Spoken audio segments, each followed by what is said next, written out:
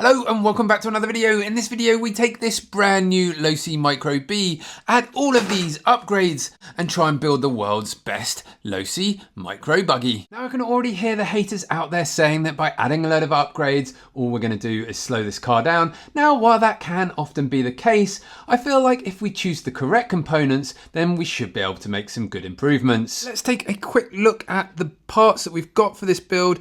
First off, a huge shout out to RKH or Raccoon Heli for sending me a lot of these parts here. They're absolutely stunning and so glad that I've got them because I'm super impressed. But anyway, let's go through them. We have got some hexes here. Those stock ones always seem to come off in the wheel, so it'd be nice to have those locked on solid. I've got a motor mount so I can run a brushless motor. Now we have got here some caster blocks. Now these are for the stock arms and they actually come in lighter than the plastic ones. So if you want a lightweight option, that is what you want to go for. We have then got the steering linkages. Now these are ball raced, so that will be super smooth. Servo mount, alloy servo mount, some rear hubs. We've got some rear arms and steering linkages. Then we have this little piece of artwork, which is absolutely stunning. Everything is ball raced and the fit on it is absolutely amazing. There is zero slop in any of these joints. I have already fitted the front knuckles to it, but as I say, these things are super reasonably priced. Most of this front end comes in one package and is only about $30, so well worth taking a look at. We will also pop it on the scale. It's, as I said, it's super light. I don't think it will weigh much more than the stock one, so been really impressed with that stuff. Moving on, we have got the forged carbon fiber chassis from Endura. These things are super light. It's 6 grams lighter than the stock chassis, and I have used it before on another build and it works absolutely perfectly. No issues whatsoever. So was really keen to get that on this build as well. I know there's a lot of talk about whether you should lighten the chassis or not, but 6 grams is a huge amount on a car this size. Then we have got some links. Again, used these before, been pretty impressed with them. The fitment is really good, nice and tight. We have then got a set of ball studs from Endura. They work well with the Losi turnbuckles, and they've got the hex drive on them, so they're really nice and easy to fit. Moving on, we've got a couple of sets of different tyres. These are the new ones from Endura. They're like a cut stagger on the front and a pin on the rear, so keen to try those. I seem to be burning through stock tyres like nobody's business at the moment. The fronts just don't seem to last, so it'll be really interesting to see what those are like. Then I have a set of tyres and wheels from Upgrades, which is the A-Main brand. These are a pin. I think they're going to be rather aggressive, so we might need to do a little bit of work on those front ones. I think we're going to have a little too much grip, if I'm honest, but we'll give them a try, see what they're like. Then moving on to shocks, I've gone with the Losi shocks at the moment, purely because they're obviously oil filled, but they are part alloy and part plastic. So hopefully we'll get the performance from the alloy bodies and then keeping things lightweight with the rest of them being in plastic. I've got the spring set as well, so we can do a bit of tuning, playing around with that. Body wise, I have gone with this J Concepts body. Now I do need to find someone that can paint this for me. We can't be doing no standard paint jobs, so we need to find a good candidate for that, so give us a shout if you are willing to paint that for me. And for the electronics, I have gone with this, which is an MWX 2500 kV censored motor. I think that the 3500 from Hobby Wing, I've got one as well, but I think it's just going to be too much, so we're going to try this, and then if not, we'll go back to a Hobby Wing. This has got a 14mm can, so a little bit, or 15, I don't know. It's a little bit smaller than the Hobby Wing, so it's going to be a fraction lighter and lower down. So yeah, went with that to start with. Servo wise, I've got the AGFRC one here, the A06 CLS version 2. Now, I went with this for a number of reasons. It's super fast, and I use it on my my on-road pan cars, and it's pretty impressive. It also, I wanted to make sure I could run a servo saver. So you can get these with a 15-tooth spline. So I picked one of those up, and then I am running the Endura servo saver. So yeah, coupled together, hopefully that should be a nice little package. And then we have got the Hobbywing Easy Run Mini 28. Love this ESC, works super good, nice and reliable. So yeah, there you go. That is what we have accumulated for this project. Obviously, we have got the brand new car there to do the transplant with. There's not going to be a huge amount left of that by the time we've finished. So there you go. Anyway, let's get this thing started. Okay, so I have broken the car down into bare bones. This pile here is what we're going to be replacing, and this small pile here is what we have left. So as I just mentioned, this chassis is 6 grams lighter than stock, so that really will help us out when we get into this build and the weight starts to creep on with all the other upgrades. There we go, first step done. Okay, so now moving on to the rear arms, I have got the stock set here and I have got the RKH set here. I'm just going to pop these onto the scales, see how they compare, because they don't feel all that different.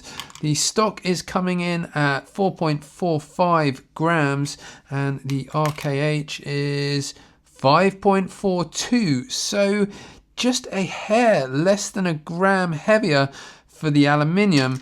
Now, given that these are ball raced and very well, there is no slop in that joint, I'm pretty happy with that. Not a huge weight gain, so yeah, all good. There you go, the rear arms are all fitted. Now you do just need to make sure that you get them on the right way around. Logo on the top, obviously facing forwards, and looking at them, they're just beautiful. I really do love these. There is no slop in that joint there, yet they are moving nice and freely. And again, in here, absolutely no slop whatsoever, rigid as you like. So now moving on to the front end, I have got the stock plastic and the aluminium, obviously in the same form. Let's pop them on the scales and see how they compare and see what the weight difference is between them. There we go, stock plastic is coming in at 7.37 grams. I'm going to zero that off and now pop the aluminium on. That is going to be heavier, 2.73 grams heavier. So that is, yeah, not an insignificant amount. We had an extra gram on the rear, so we have balanced that out, but we are starting to creep up. So going to have to keep an eye on things, but hopefully it won't get out of control. Okay, so on the front end, we do have a couple of screws going into aluminium. So to prevent those coming out, I'm just going to use a tiny bit of blue Loctite here, just on those threads. Now popping the steering links onto the scales, what do we have? We have 1.3 grams for the stock and 1.37 grams for the aluminium, so really nothing in it, 0.7 of a gram. I'm not sure it's worth arguing about, given that we have got these bearings in this one, so hopefully this will be a lot nicer and is really going to pay off. Okay, so really starting to take shape now. I've got all those steering linkages in and all the ball studs fitted. Okay, now moving on to the business end of things and motors. Let's take a look at those on the scales. 13.58 for the stock brushed. I'm going to zero that off and see how much heavier we are with the brushless. 3.85, so a significant weight increase there. Now, I have no doubt that the brushless will pull its own weight, so I'm not worried about that, but how it will affect the handling, well, we will have to wait and see. Hopefully the smoothness and control that we get from the brushless will make up for it. Okay, so motor now installed. Now on the motor plate, I did have to do a little work. The end of the motor was just slightly too large for the motor plate, so I just had to open that out a tiny bit with a file. Hopefully that is all sorted now. Once we get a pinion on there, we can get it all meshed up and we should be good. Time for some links now. I'm going to go with the Losis. They're going to be that much easier to adjust at the track. I'm not going to have to undo any screws. So let's get those fitted and then onto the shocks. Right then, it is now time for the shocks. So let's get these open and do a little comparison. Stock versus upgraded. 3.58 for the stock, and the upgraded ones for just a hair over 4 grams. So really, again, not much in it, certainly not enough to worry about. The benefit of the upgraded ones is that we do have these adjustable shock collars, so that will help with the tuning quite a lot as well. Okay, now I did forget to mention this earlier. I do also have a carbon front tower for it. I made these ones myself. They're only out of 2mm carbon fiber. They're plenty strong enough, and they are actually lighter than stock. The stock one is coming in at 0.83 of a gram, and the carbon fiber one is only 0.65, so we will be going with that. Now for the rear tower, I won't be using the carbon and aluminium version, as it does add over a gram of weight to the car, and that weight is relatively high up. Instead, I will be sticking with the stock plastic version. Now, since I started filming this video, these upgrade RC shocks have arrived from A-Main Hobbies. Now, they come in at around 1.4 grams heavier than the Losis. However, they are significantly smoother. So with that said, let's give them a go first and see what they're like. Now moving on to the rest of the electronics, before we get that installed, I just want to do another comparison of the complete radio setup for this, so we can get an idea of where the weight is going to be coming from at the end, as I'm thinking that this is going to be a significant part of the additional weight to the whole buggy. So let's pop the stock setup onto the scales and see what that weighs. We've got the motor, ESC and receiver and servo.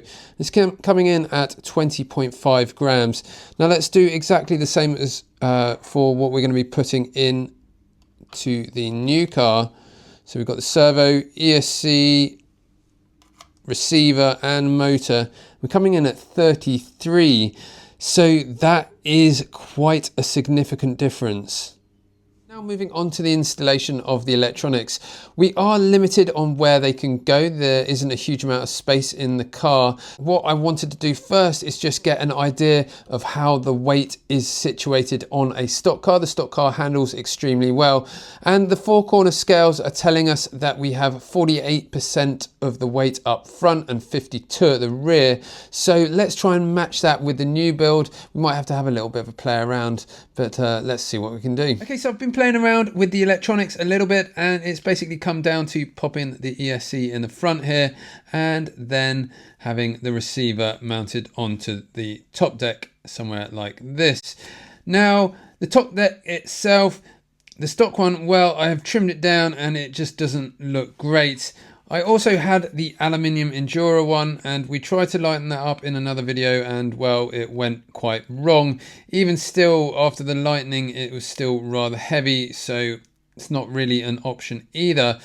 So what I've done is played around a little bit on CAD and come up with this little thing. And that is, there you go, so you can see, is just a little carbon replacement for the center section. So hopefully this will smarten things up a little bit and make things look a little better without increasing the weight. Okay, so I have spent the last few days tweaking and getting everything set up as good as I can, and I think we are just about there. Now you will have noticed I have swapped over to the Hobbywing motor, that 3,500 kV. The 2,500 that I had in there before was just a little bit slow. I did some very early testing just around the living room at home, and that top speed just wasn't there. So we switched over to the Hobbywing, and it has brought that speed back up somewhere along the lines of the stock car far, so I am happy with that. Now we are running a 12-tooth pinion on here. I think we can afford to play around with that a little more as well. I did run into a few issues with the larger motor hitting the transmission, so I did have to file away a small amount of the plastic there, and that did get our mesh just about okay. However, I think going up to that larger pinion will help that as well. Otherwise, everything is feeling pretty good. The shocks are absolutely lovely. They do feel super smooth, the best feeling ones that I have had yet. Other than that, I have dyed very carefully the plugs to the ESC just to make that look a little bit slicker, and a few other little bits here and there. I made a couple of little tabs here to hold the battery in place. We are having to run the battery now across the chassis, and we don't have any of the original retaining system, so these just hold it in place. And then you can see here I have just got a small body clip to hold the top deck down. I'm sure a few of you are wondering how much it all weighs, and have I sacrificed a huge amount of performance by adding all of these aluminium parts? So let's get it on the 4-corner scales and see where we've ended up. So let's remind ourselves of what the stock car weighs. Now this has got a battery in there as well, and we will do the same on the modified, and we get 42% on the front, 58% on the rear, and a total of 144 grams. Now for the results of the modified car, I'm very interested to see what we have. Here we go then. Well, we have again 42% on the front, 58% on the rear, and a total of 152.7 grams. So there you go then, just a difference of 8.7 grams. Now that isn't nothing. However, I am very surprised that we have managed to do all of this work with adding such a small amount of weight. Since starting to film this, a few viewers have messaged saying that their RKH orders have been taking longer than expected to arrive. I did reach out to RKH directly, and they confirmed that they have been experiencing some shipping issues and are aware of the delays and are actively working to resolve them as quick as possible. I too had to wait a while for my parts to arrive, so I have experienced these delays myself. So if you are looking at ordering some RKH products, it may be worth just dropping them a message first and find out what the current situation is before placing your order. And next it's going to be on to painting the body, and then we can finally get down to some testing. However, you are going to have to wait around just a little longer to see that. In the meantime, why don't you check out some of my other videos on the Losi Micro-B, and if you have any questions or thoughts, pop them down in the comments below. I read every single one. Now, if you have enjoyed this video, please hit that like button or even the hype button. And if you haven't already, please subscribe to the channel. Every subscription really does help, and it's a great way to show your appreciation for these videos that take such a huge amount of time and money to make. But otherwise, thank you very much for watching. Stay tuned, and I will see you in the next one.